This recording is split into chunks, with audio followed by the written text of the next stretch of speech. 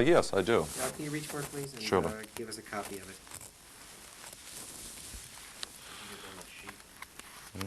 Yeah.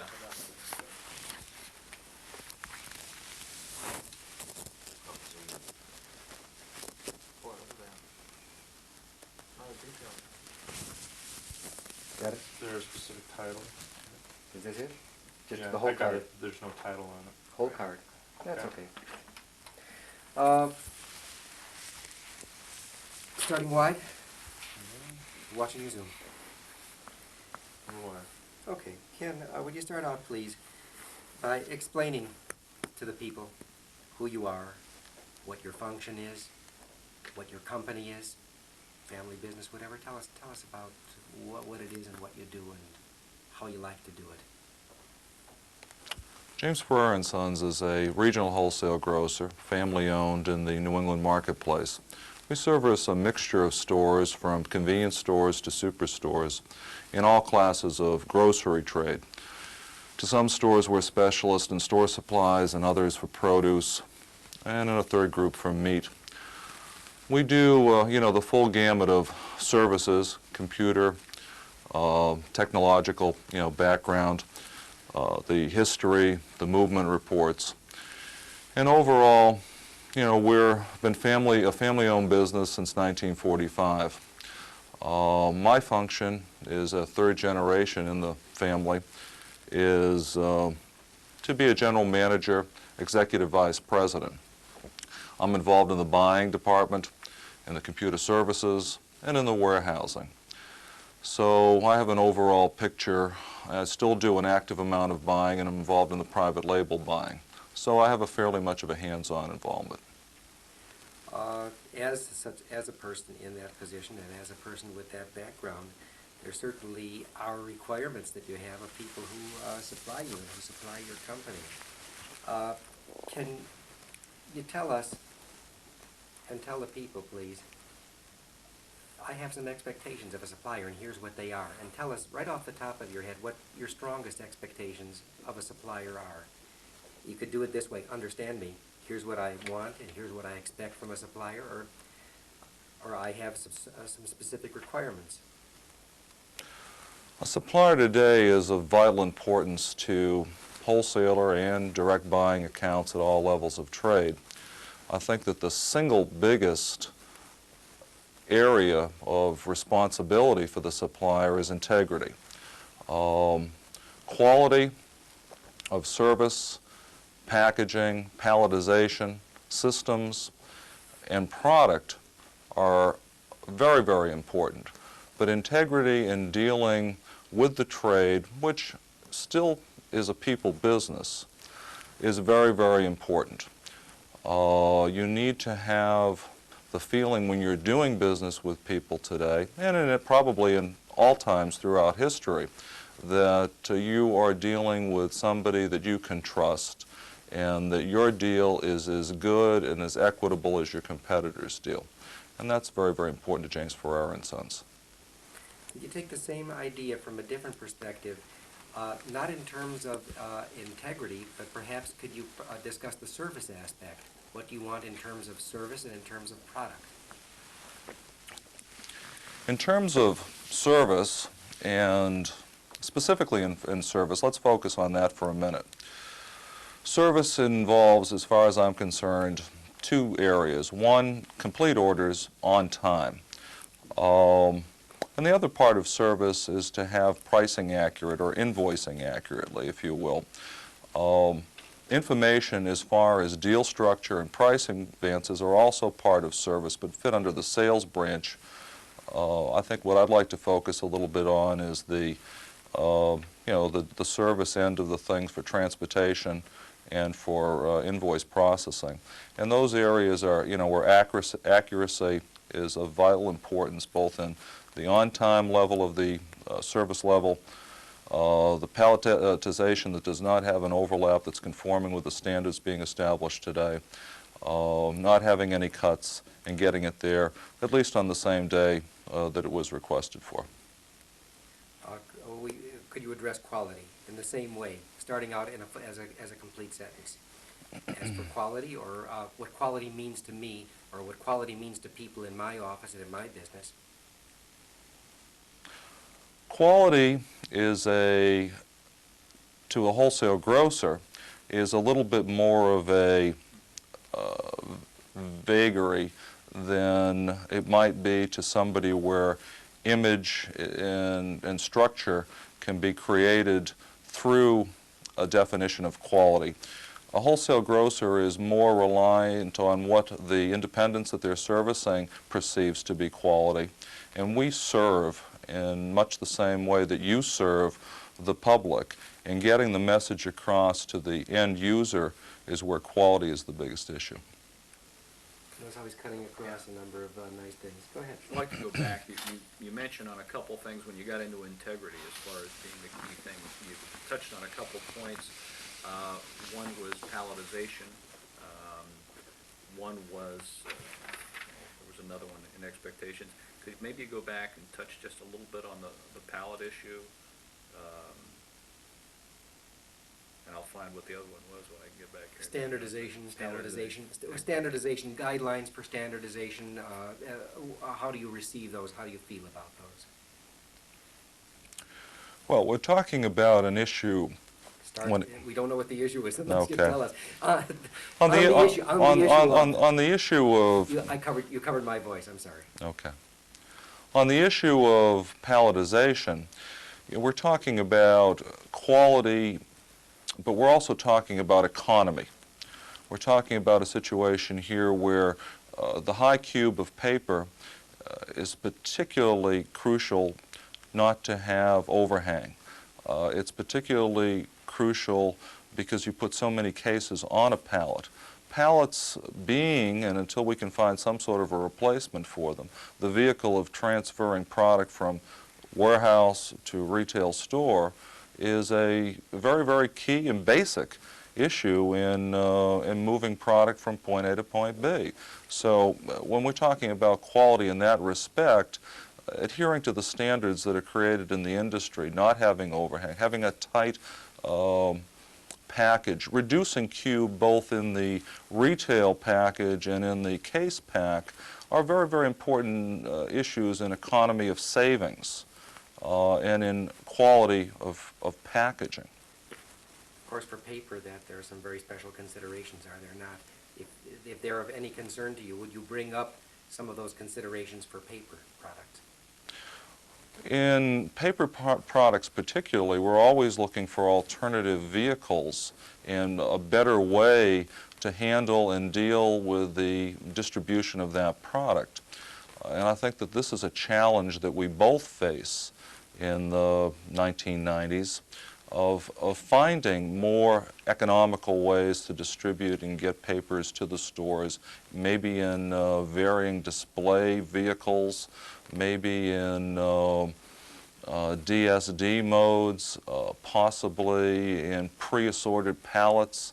And I think that these are some of the things that we'd like to discuss and evaluate with the vendor, and some of the things that maybe we're not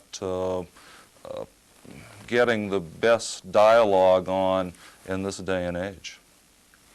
I'm sorry. The one I wanted to get back to also along the same lines, you covered some service expectations that you have of your suppliers. Mm-hmm. Do you have any specific service level requirements and any ways of tracking service level from your suppliers? Maybe you can just expand a little bit on that area. The service level issue is one that I admit that we're not state of the art in. I guess that's probably the best way to put it. We're not spending an awful lot of time evaluating and dialoguing backwards. It's a situation that can handle. There's a lot of room for improvement, let's put it that way. A realistic example would be, a buyer places an order. The broker or sales force receives the order. If the lead time is sufficient, it's accepted. If it isn't, there may be communication at that time to say, hey, we need an extra day or two for delivery. After that point, a week goes by before anybody thinks again about that order in the slightest. Next thing you know, the buyer is looking for his delivery,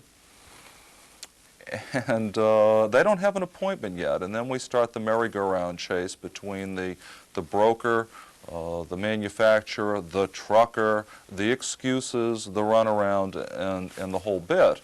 The end result is the product is not in the warehouse, out-of-stocks can occur, service levels deteriorate, alienation happens between the sales force and the buying department. How can this be resolved? Well, simplistically speaking, if there was a follow-up, if there was a tickler file that said the James Ferrera and Sons order should have shipped today, did it? Okay, do they have a delivery appointment? Fine. Okay, everything seems to be fine. And then maybe one last in the grand perfect scenario that they called up and said, did you receive it at 10 o'clock on Friday morning? And you say, yes, we did, and everybody is very, very happy. Can this happen? Well, it's labor intensive, but it certainly makes some sense. You've dealt with a particular issue just now in a very constructive way, and you did, as we suggested earlier, give a constructive solution to the issue. Are there any other large issues? What are the biggest issues you see beside the one you've discussed already? Some of the other issues involve merchandising, cooperative merchandising, I guess is the best way to put it, and how regional or in some cases account-by-account programming can be both equitable and specialized at the same time. And this is a very fine line to walk. There's no doubt about it, because anytime you're doing something specifically for one account, the other account probably wants to know why they didn't get the full advantage of it. But I think this can be accomplished by sitting down in a marketplace to start with and discussing what programs might benefit both the manufacturer and the direct buying people that you're dealing with. Now, could it be that there are times of years when you have times during the year when you have surplus inventory? Could it be that there are times during the year when we have inventories and don't want to be carrying an extra week or two's supply? How can we dialogue these issues and find ways, whether they be through extended terms, bill and holds, local storage of product, or some other ideas that other people may have to resolve some of these warehousing and inventory issues that would benefit both James River and the customer. I think that with the strength of man's mind that such philosophies and plans can be, reached and should be reached, and there should be a continual dialogue in some of these areas. I'd like to touch on something. Can we do one little Sure, wrap sure. on this first? I feel there should be a little bit of a wrap. Move in for a close-up, please. And Ken, if I could just ask you to tone down the pen play. Oh, am I doing that? Enough of that. I'll put it down. You're I- breaking his eardrums every time. Is there any way not to put it down? I would like to have that same feeling. It gives you a good feeling. It's good. Give you a good feeling. There's no, If we could move in for a close-up, and if you could use what you really have been talking about right now, and maybe you want to say this to us, what I've really been talking right now, in general, is communication. And you made some very specific recommendations. Can you do it again in your own words? Tell us that what you're talking about is communication, and you have a certain ideal of communication. Restate it for us if you like, please. Well, a summary of the points that I've been making, I think, deal directly with, or can be summed up in one word, which is communication, and continual communication, and not just an annual business review, but a understanding of both ends of the business, the manufacturer and the distribution from that end to the stocking and distribution, because we are, or the wholesaler in this marketplace is, your distribution tool. And we have to work together to minimize expenses and maximize productivity. Let that sit for just a minute. I'm going to give a technical direction before you give the next statement. On the next statement, begin close like this, and then gradually move out to something a little bit wider than the normal shot you held last time. Keep it attractive, though. And please go ahead. I want to just build on this. This is a good point. Along those lines of improving the levels of understanding of both sides of the business, communication, these sort of things, one of the things we've been trying is setting up joint facility tours. Maybe that's a tour of Old Town for some of your retailers and some of your warehouse people or whoever, and then vice versa. We bring some of our key people in to get to know your operations and people a little better. Do you see any benefits to things like this? Maybe you can just, if not, say no. But if so, make Bill. Don't let us lead you somewhere that doesn't seem right to you. Well, the concept of warehouse tours and exchanging information and better understanding the industry that we live in is very, very vital. I think the downside of that is that getting people to willingly leave their primary place of business to go out and experience that is very, very difficult to accomplish. So I would, be interested in seeing that. I have seen some paper mills, but I think that if you can get the right people at the right places, distribution people dealing with distribution people, salespeople dealing with salespeople, that an on-site location is good for both parties. Stop for a second. I'm doing something technical now, please. Get yourself down on his hand with the tapping pencil, please. And Hope you cleaned your Stop. fingernails, guys. you know exactly what I'm up to right now. And angle me like this. I'm not looking at a monitor. You can see it. And get it so it's a cutaway for any spot of the speech. Please say anything you darn well want to say and tap the pencil. Well, it's spontaneous, so I really can't plan that I'm doing it, but... Okay, I got the shot. Go ahead. Explain exactly, do it exactly what you just did right now while flipping the pencil and making noise with it. Explain what I just did right now while I'm flipping the pencil and making noise with it. Well, I'm just using some sort of a nervous energy type of thing to make points and keep the pace of my sentence structure in line and highlighting things like that and all sorts of things. Very good. Go back to your normal angle, please. The one before we took is slightly wider than normal angle. And please continue. Oh, I think that was Or fine. shall I go on? You can go on. Very good. You're actually leading us into a lot of things because he is leading naturally into them, and you're following up on right the moment when he does them, which is just a very good way of going about this. The mill rep or the supplier rep himself or herself, what do you expect of that person? What do your people expect of that person? What can that person be? What can he make of him or herself to better serve you and thus better serve our company? What level are we talking about, so I could better understand where you're coming First of all, from? I think we're talking in your area, you're dealing Talking with your about broker the representative. Roberts people? Right. Okay, because... And that's fine, we want to bring that in. But basically, since there will not be brokers at the meeting, if it's possible to speak of that as the person who calls on me, perhaps unspecifically, or what do you think? I don't think it matters. I think you've got two levels, not to take away from this is off the record. You've got two levels, and in the question profile, unless you're going to evolve to it, you're talking about the people coming down from headquarters, if you will. Is that the next? Are you going to? Do you want to address that one, or do you want to address the local person? I think. Let's do the roll. Let's do. We'll keep it Would you do generic. this? Roll through? Would you begin with one and And we'll move evolve to to the the other? other? Sure, okay. Beginning with the immediate contact and then taking it to the next level.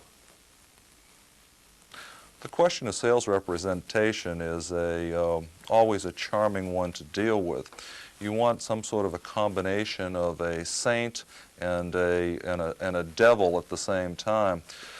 I think that job description between a sales representative, and although we have a tendency in the buying end of things to blaspheme them, to skewer them when possible. It's not an easy function. If you're talking about a direct sales force versus a broker sales force, there's not a great deal of difference, other than the fact that there's certainly a lot more you can blackmail a broker sales force with than a direct sales force. If you're talking about what makes up a good one, whether on either side of the coin, well, they have to be computer literate, they have to be sales literate, they have to be market literate.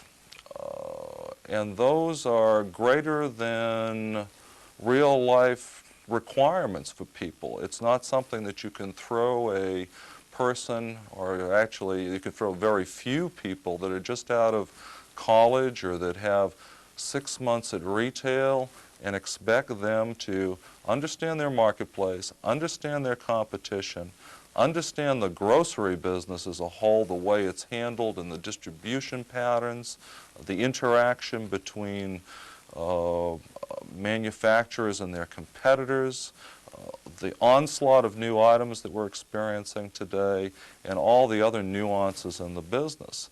So, and then build a rapport at any given buying company with not just one person, but with a buying staff of 5 or 6 people possibly, with merchandisers, with sales planners. This is, if I'm making it sound too grandiose, it really isn't. It's quite a job for it has to have a person with a great personality and a pretty damn good mind. Move back to your normal angle, please. That- Please tell us what you expect of a supplier in terms of building consumer interest in the products that he supplies to you.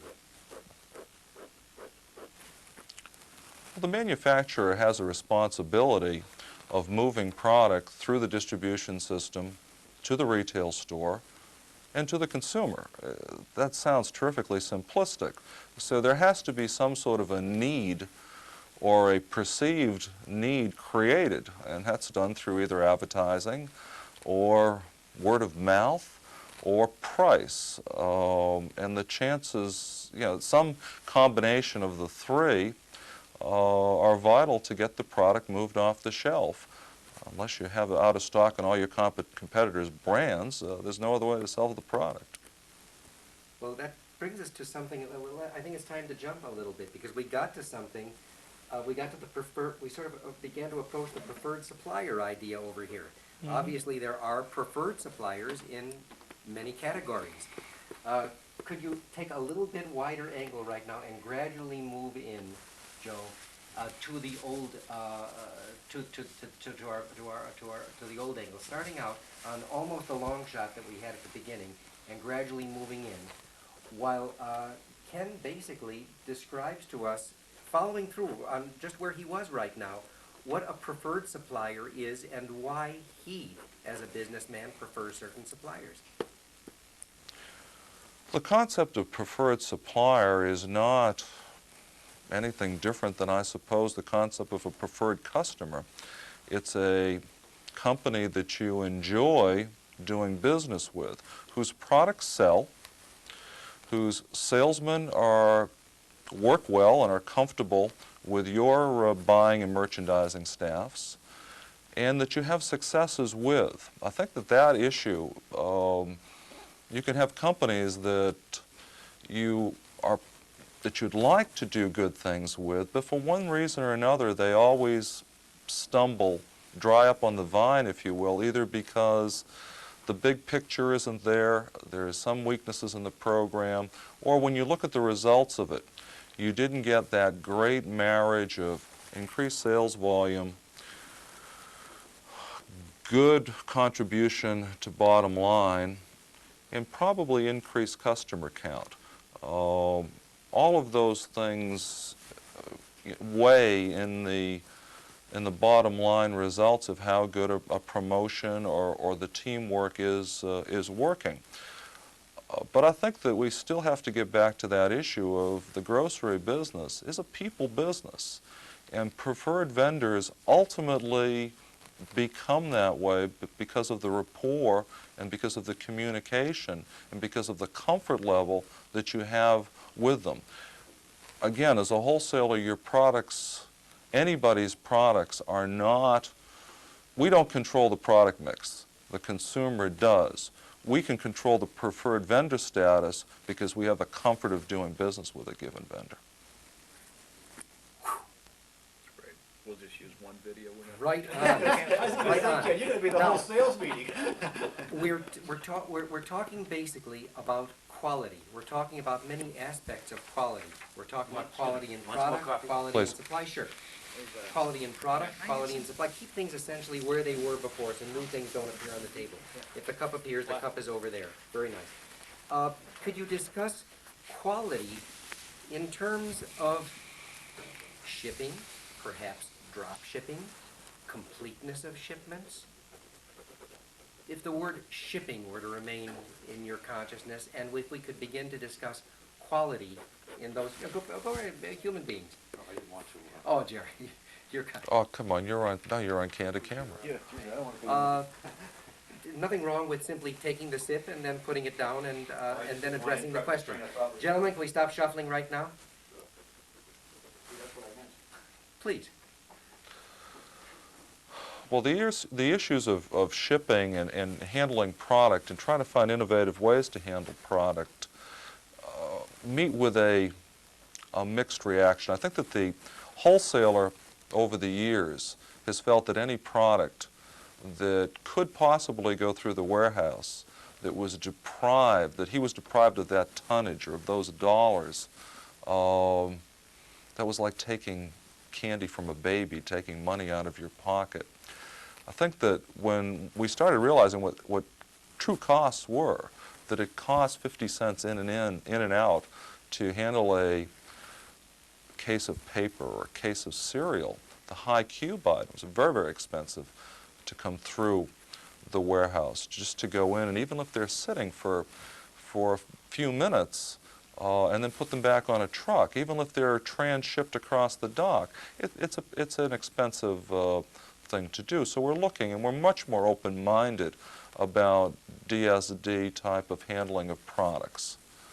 However, the downside of that is that the retailer is looking for consolidated deliveries. They have receivers, they have payroll, they have shrink. And every time that they open that door, they see something going out it instead of something coming in it. They're looking for less invoices, less paperwork. Cost of administrative people is risen. Cost of, that receiver can be out on the floor putting product away or handling the damage instead of receiving another delivery. On LTLs of DSD type of products, those truckers aren't the most reliable. They can't be scheduled like a milk delivery or a health and beauty aid delivery or the warehouse delivery. They show up more or less when they get there, which may be at lunchtime, which may be a wait, which may mean that the guy goes away, which may mean that the product isn't get there for the sale at the right time. So there are some problems with DSD transshipping of paper that, in other categories too for that matter, especially on LTL type of situations. These have to be dealt with, and we have to find a better way to handle them. Perfect. Move out to your normal. Excuse me, Don, if I could have a tape change. We need to change tape. Did we make it on that? Sure did. We did make it. Okay, let's have our tape rolling. Stand by for speed, Don. We're standing by. Stand by for speed. That Where do you drill- want me? Give We, you this well, yeah, we, drill. this is, let's Loosen cut, can we cut, up. Your neck is can we, tensing. well, this Your is shoulders are tensing. Oh, for the idea of speed. yeah, exactly. I mean, Anytime. Start out, normal angle on this. And start in fresh and tell us about it. What were we talking Your about? thought, the one prime thought. When we're talking about possibly innovative or novel approaches to distribution, there are always a number of what-ifs that we have at our end of the business. James River is very broad in its product mix. What if you could consolidate your distribution and we could have assorted loads of Dixie products and paper products? What if you had a local warehouse in the Northeast here where we could backhaul Dixie products and paper products, and maybe even, since we're quite large in our end of the business in store supplies, but maybe even stock some of your supply items that you manufacture in this location, and we could backhaul for consolidated pickups and greater turns. The other possibility, it would be to offer, and we alluded to it a little bit earlier, about economies of savings, or finding areas for savings that could be reflected to your customers. Legitimate savings, not fabricated savings. Straight loads off the line. Should we look at rail cars again? It seems to be that we've moved away from it, but with the roads being in deteriorating conditions in the United States and trucking being undependable at some times, should the rail option at least be restored? You know, this and some other, the idea of the local stock with the backhaul potential, maximizing our use of our trucking equipment, and also not having to get an appointment into my warehouse, for example, do offer some interesting ideas. The offline idea of, you know, getting an allowance for straight 4-pack bath tissue or straight towels, slip sheeting, and offering an unloading allowance because of not having to handle paper. One of your manufacturing cohorts, the Campbell Soup Company, is giving free pallets rather than having to worry about the whole argument of pallet exchange and pallet returns. These are some innovative ideas that I think should be looked at in the future for the 1990s. You had something, or should I proceed? That was fabulous. No, go ahead. Okay, as a as a person who either is in part a retailer or else who has close ties with retailers, how do you select key features? I'm going to ask this in a broad way. How do you select key features? How do they select key features or featurable items? Is there anything, in other words, that we can do, or that our sales or local people can do, or our marketing or even manufacturing people can do to perhaps get our items featured more? How can we impress you in such a way that our items will become more featurable? Start with it. That's a hard one to start with, but perhaps to make your items more worthy of feature status or something of that sort. The battle for ad space is quite a war, actually, at this day and age. Everybody is looking for mention. Everybody is looking and willing to spend extra dollars for ad and display money, or secondary display, or ad space, or everybody wants to be the lead item, let's put it that way. Not every item warrants being the lead item. Fortunately, some of your business, particularly your paper business, is in such a category that the tonnage does justify it. Now, how do you compete versus your competition, or how do you get that back to that preferred status, if you will? Well, it's a mixture of things. It's finding the right programs to pay for the ad space. It's getting the right price point to make it an interesting feature item. And it's basically having the product that is a successful mover through the system. Because when you evaluate your sale at a given retail versus your competitor's sale at a similar retail, that's going to be the measure of how frequently you run your products versus your competitor's products. Move out to your normal angle, please. Unless you had something building on that, I'd like to jump to a couple other things. My next was going to be, feedback from the manufacturer, what kinds of feedback that you are and are not getting right now. It would be helpful.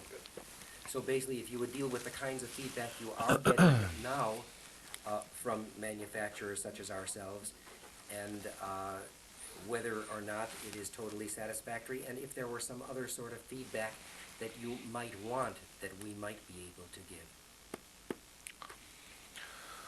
Well, information dissemination is vital in a computer environment. What are we looking for? We've got to know every bloody pack, cube, case weight, pallet configuration that you have coming out of your DCs.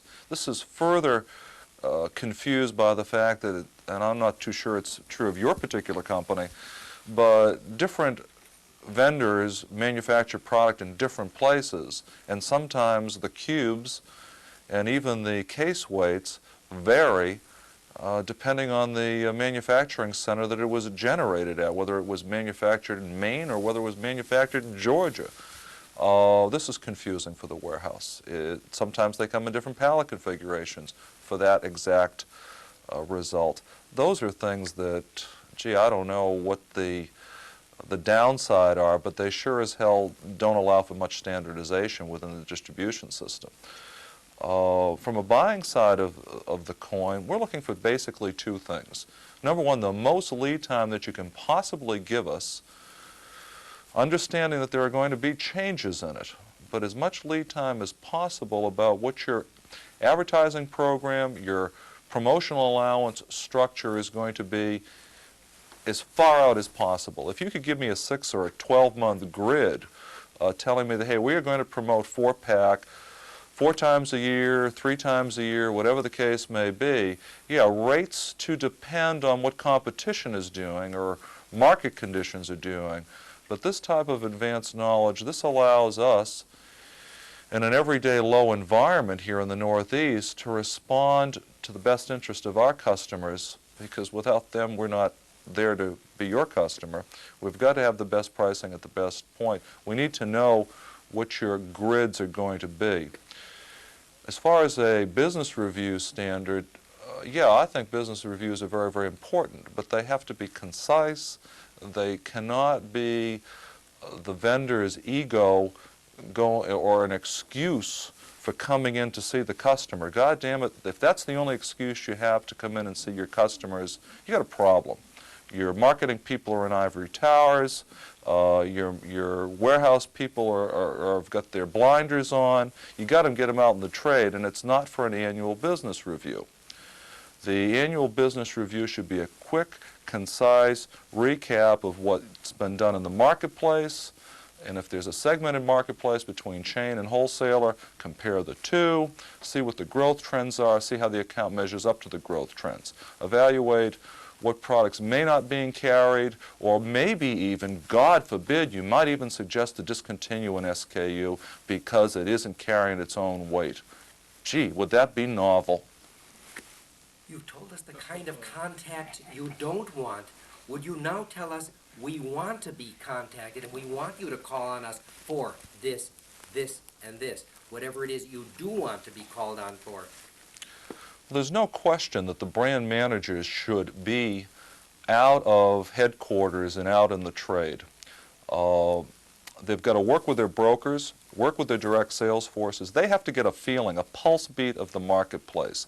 They have to know, the only way that they're going to see what the competition is doing in a marketplace and how to respond to it is not through that dribble effect being, well, the buyer at such and such account told the salesman who told his district guy, who told his supervisor, who finally got to the marketing guy who said, bullshit, that can't be happening.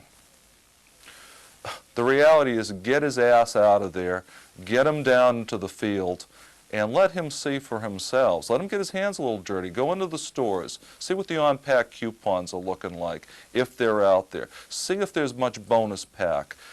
Find out what the consumers want. Do they want cents off? Do they want bonus packs? Just Do they while want... you're right there, move out to the long shot where you're seeing his hands. Do they want bonus packs? Do they want price cents You didn't over off? my voice. Do they want cents off? Do they want bonus packs? Are they looking for deeper deals? What does it take to move that product and to get market share in that product and to hear it firsthand, to get bloodied up a little bit if that's what it takes, but goddamn it, to learn the business, the realities of the business. But goddamn it, to learn the business, the realities of the business, punch his face real close. But goddamn it, to learn the realities of the business. Academy Awards. Please, if you have something, I'll Concept always of go on. if you do. micro-marketing, getting down to, even down to store marketing has been kicked around. Any thoughts on that?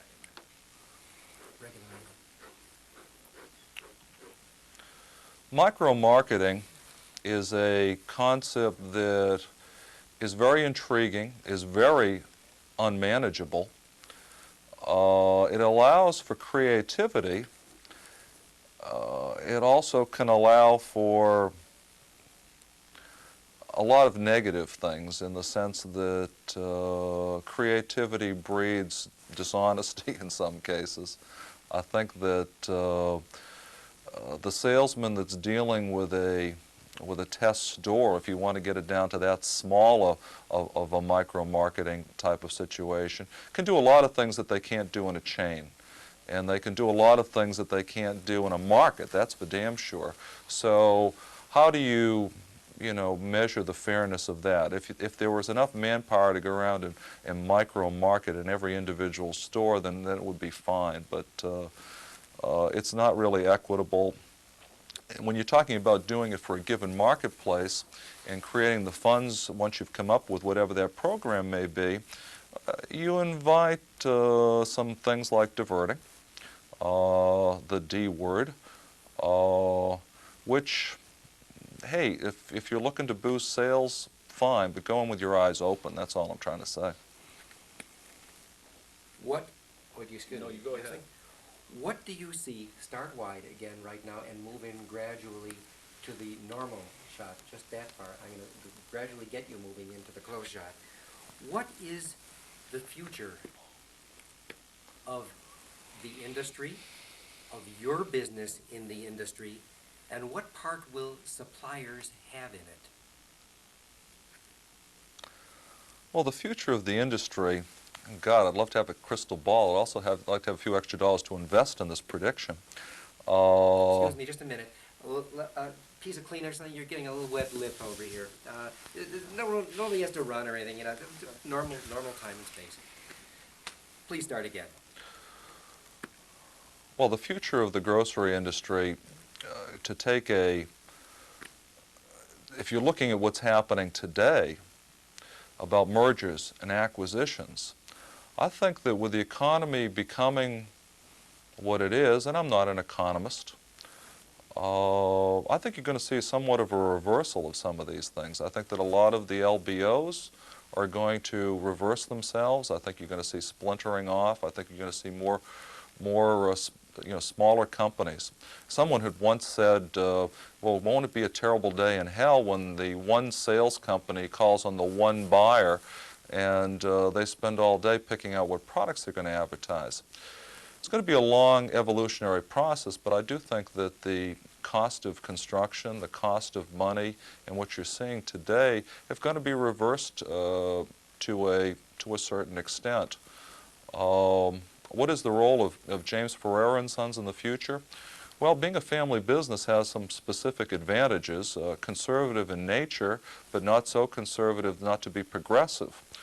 I think that a company that services the geographical area, that understands the geographical area, that understands the needs of the retailers in his marketplace has a tremendous future. I think that as a distribution center in the Northeast, that we have a lot of tools to, offer services and product to a combination of retailers, small wholesalers, convenience stores, and the chains, and offer them some economy and out-and-out dollar savings that we're going to be here. We're going to be here in the 90s. We're going to be here in the year 2000. And there's a lot of new blood coming in as new family members come along, and some interesting ideas, and we're going to be a part of it. What part do we, the suppliers, have in that? Suppliers have to contribute on an equitable basis. I think that the biggest fear that anybody has, and it isn't paranoia really, because there's been too much documentation of it in the past. It is human nature to go where the most business is. And I think that manufacturers have to remember the basic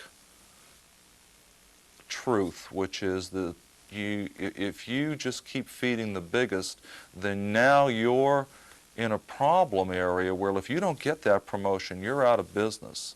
The independent grocer in New England was built on the fact of those manufacturers who went to them when they couldn't get the full play that they were looking at the chains. And they went to the independent, and they made him healthy and a viable part of the marketplace. And this is of tremendous concern today. Most manufacturers don't have surplus capacity. They have to treat customers as an equal playing field type of environment. They have to find a way to devise programs, but equitably devise programs that work for everybody in the marketplace throughout the United States. They have to devise programs that will work equitably for everyone in the market throughout the United States. Widen out to your widest shot, showing his hands, and they have to make the statement again strongly, please.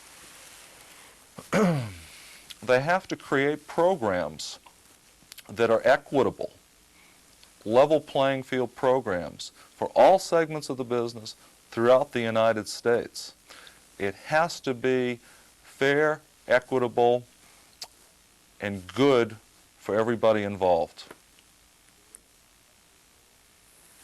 I think we're getting real close here. One big thing, Ken, I'd like you to hit on, just your feelings, your views, and what the major issues are going to be facing our industry in the next couple of years. Future thinking. Yeah. Back to your normal language.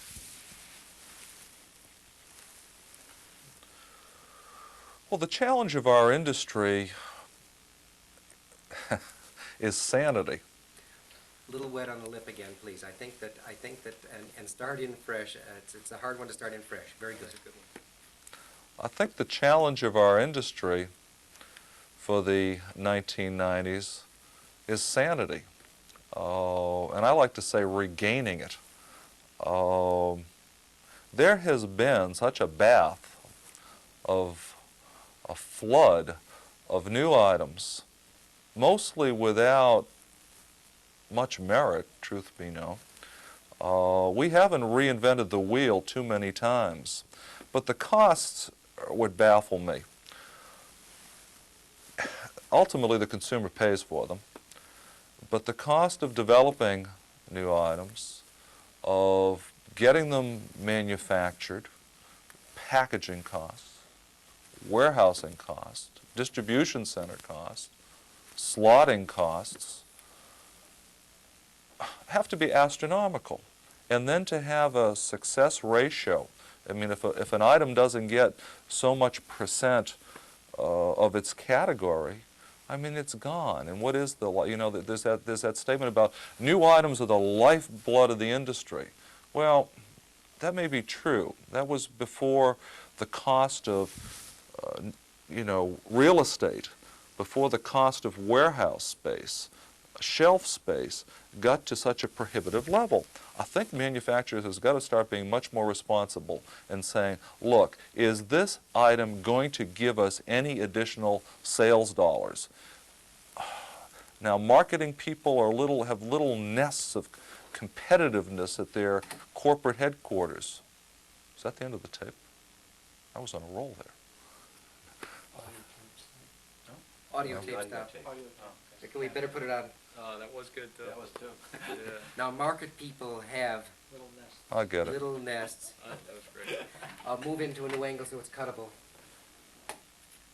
You're out I showing want to hands and, apologize up front. I'm keeping my head down. Face. It's hard not to give eye contact Oh, no, because it's I'm fine. listening to what you're saying. I'm getting used to looking I don't at wanna Ready to the, go? distraction. Is audio running again?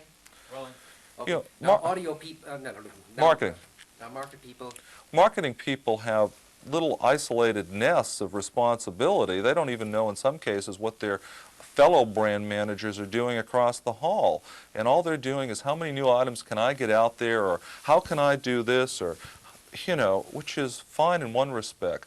But what you've ended up with is just a whole bunch of new items. We sit at new items meetings weekly and go through reams of paper, go through reams of introductions, whether it be frozen food or dairy or grocery.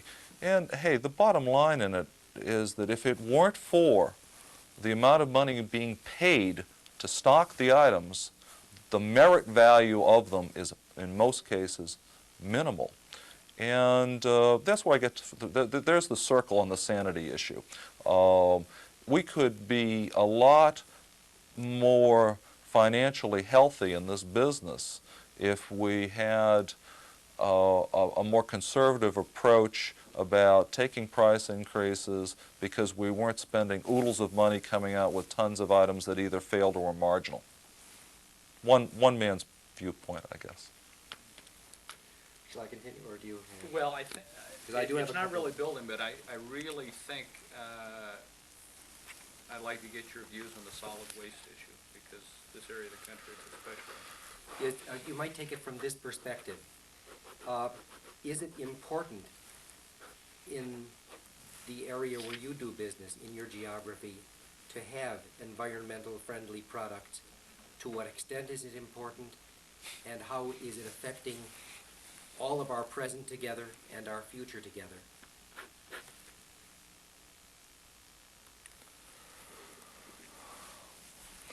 Well, without sounding like a philosopher or a environmentalist, I don't think you can turn your back on the issues of solid waste, of recycling, of better responsibility for the products that we're selling. Are those, I mean, this is our business and we should be responsible for it. I mean, we should also be responsible for the fact that every day a football field's worth of the rainforest in Brazil is being used to plant orange groves, and that's where most of our oxygen on this planet comes from. We should also be worried about the ozone layer. I mean, we should be worried about a lot of things, but these are some things that we could at least act responsibly on. And I think that so much of it becomes politically expedient.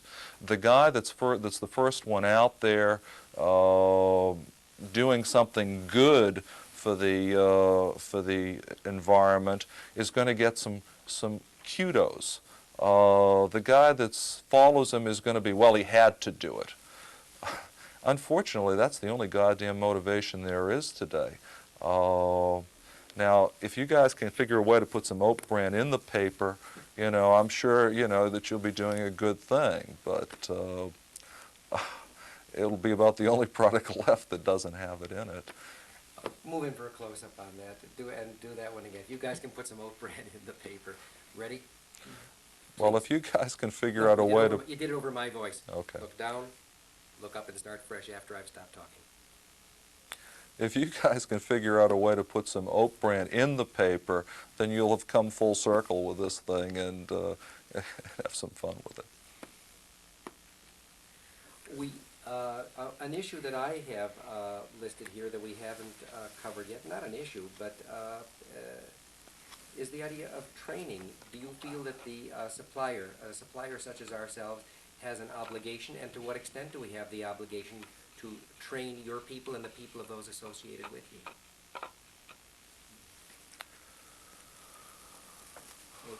See what he has, but I would think we want to get more into the training of our people to be able to meet his needs. I'm not sure. Yeah, the issue of training is one that it's an ongoing battle for. How do you take a recruit, if you will, and make him a soldier? How do you take a college grad and make him a sales rep? A lot of the training has to be hands-on, and a lot of the responsibility for said training is in the hands of your customers. You give them, it's like textbook learning versus on-the-job learning. You know, you tell them that here's the product that you have to sell, and here's the program that you have, and here's how we're going to do it. And all of those fellows that never leave the office are the ones that generated those books. And now, lo and behold, they come out here and they see a buyer who says, hey, this program ain't going to get you, even get you an ad. And the salesman goes, oh my goodness, you know, well, they told me it would. Well, you've got to do more. Well, how do I do more? And he learns over a period of years with every account, with every personality, how to find the button that turns that individual on into promoting and merchandising the products that he wants to sell. And if they don't last too long. But it's very rarely done exclusively by the sales manual, if you will. And I'm not saying that anything dishonest is being done, but there've got to be other tie-ins and give and takes that are built into it. So the educational curve is generated as a direct result of the sales rep calling on the accounts and learning what it takes to make a sale. So we are, for all practice, we should get a teaching. Hey, that's a new one. How about a teaching deduction? A quarter. Wow. Get a middle Slow close him one that down. just shows, a middle close one just shows him from the tie up, the neck tie up. It's not quite as close as we had at our closest. I'm ready for another tape. Ready for another tape change? Because really, basically, the. Yeah. Oh, You wanna do I think exceptional next we're- first, or? We were next going to cover the Czechoslovakian brothers of the Polish brothers. There you go. The That was up next. that was Product Ooh. value, quality, Speeding. price. We're going to meet girls. girls, We two speak wild French. and crazy guys. Exactly. Wild and Ready? crazy guys. Okay. And the median meaning what? Cut off here? In the top of chair. Seeing his hand? No. Move First it, pocket. move it out, see his hands, give him a fresh start. Just like we just walked in here, Hey, listen. fresh day, Fresh day.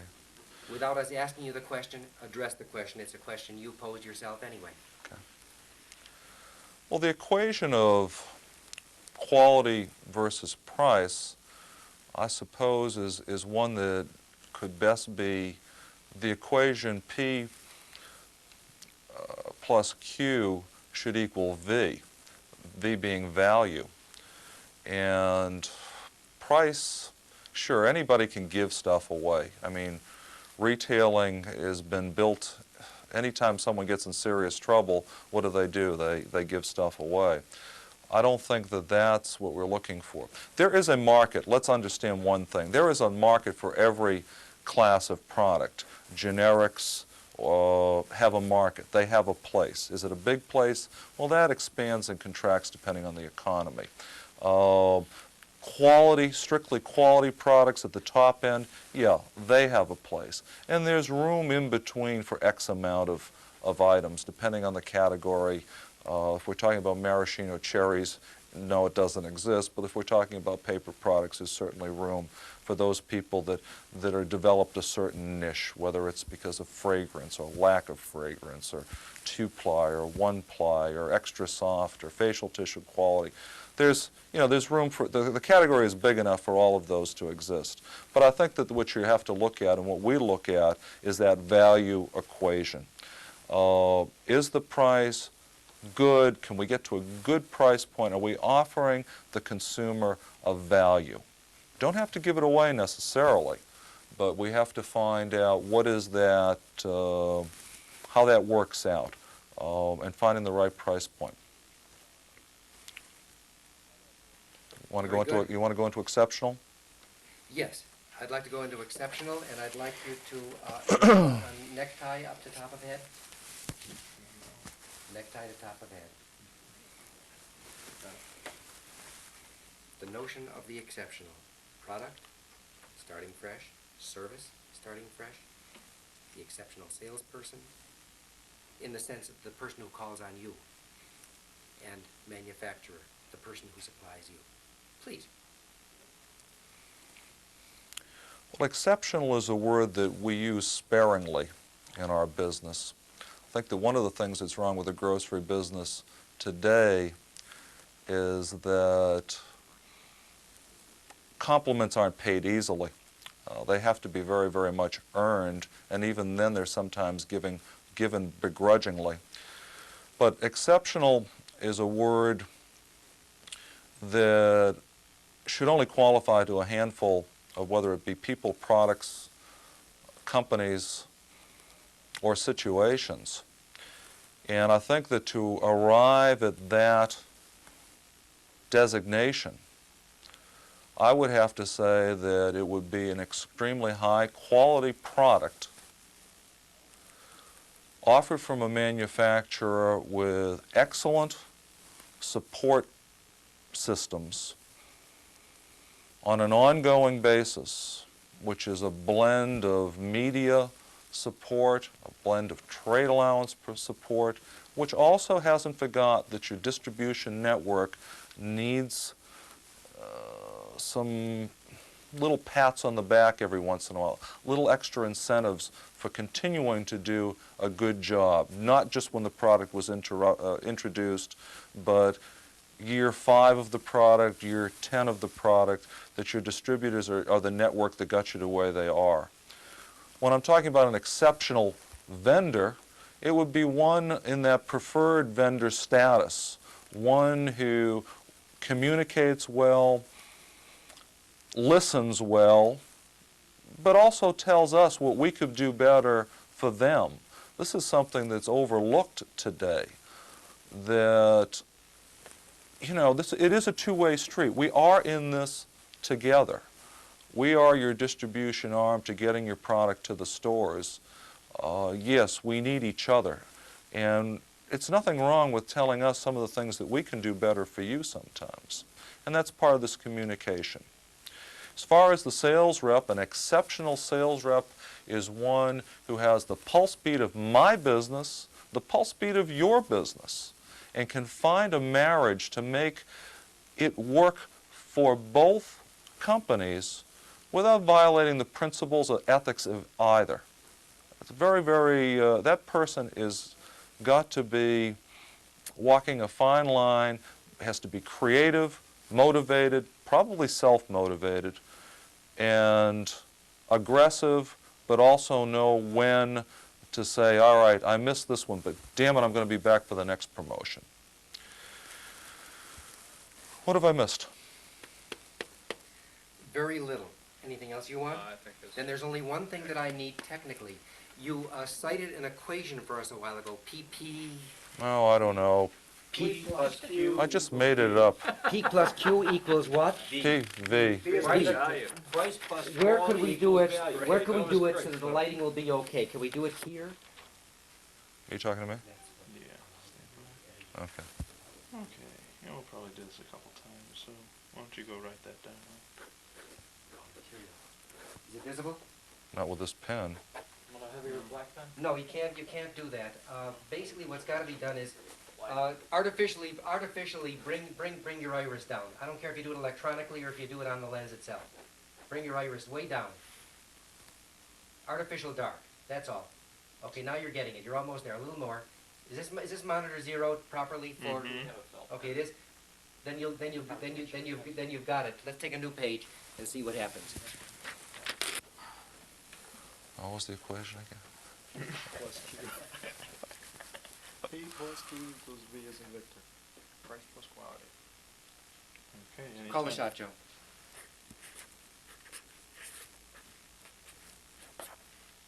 Exactly. Hold your hand right there. And that's it. Okay, any reason to do it again? Yeah, one more time, just so I Okay, can new frame page. it a little bit nicer. Okay.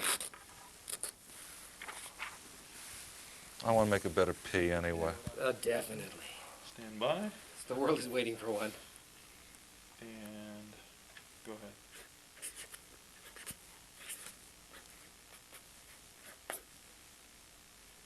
No, I shouldn't have done that. It was regressive. It went back. Basically, do it again. Go straight through it and do what you did the first time. Let your hand rest At the end of at it? the end. Yeah, that really was very satisfactory. Let me, is there any possibility of getting around the other side of him? This will match. Okay. The other side will. Ready? Fine, I'm There's a sorry, way don't of let me putting confuse shots you. together, so Okay. Well, you know what you're trying to get Forget here, it. so it's good. Anytime. please do it.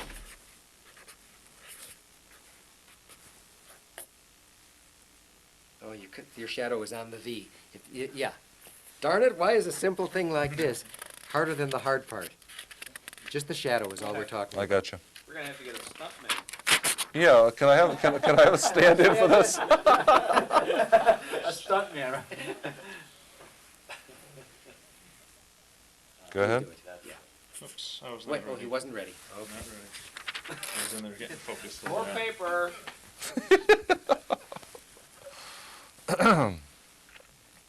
Okay, now you can do it. Stand. Stay there. Stay there. And thank you. Terrific.